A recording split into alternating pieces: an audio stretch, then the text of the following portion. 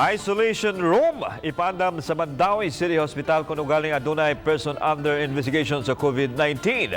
Samtang tunan pa sa syudad ang malakang labinas sa mga kalihukan nga ilang paggahimuon. Si Nico Sereno sa report. Taliwa sa hulga sa coronavirus disease, gipaandam ng daan ang usa ka isolation room sa Mandawi City Hospital. Gustong masiguro sa City Hall nga dunay kadalhan nga pasilidad kung ugaling dunay PUI sa dakbayan. Within the compound ra gihapon siya, pero naa siya gyoy kagulingon niyang CR na ikaw di gyud kagawas-gawas ang tawo. So effectively ma-isolate gyud ang tawo dito within the 14 days quarantine period. Naapod-apod na sab ngadto sa kabarangayan ang mga personal protective equipment ug mga disinfectant nga gipamalit sa City Hall.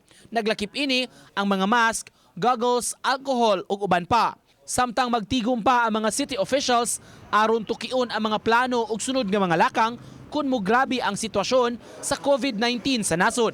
Lakip sa tukion ang plano sa mga kalihukan nga mahitabo sa dakbayan sama sa nagsingabot nga fiesta. Sa Mayo, sa ulugon ang kapiestahan sa patron nga si Senior San Jose ug daghang kalihukan ang giandam. Naggampo lang sad no sa Ginoo inubanan sa atong pagsalig sa atong patron nga mainta igabot sa piyesta ni kunhod na nin taon ang kanang issue regarding sa COVID kay at risk man gyud ang mga public gatherings. Uban ni June Solon, Nico Sereno, Balitang Bisdak.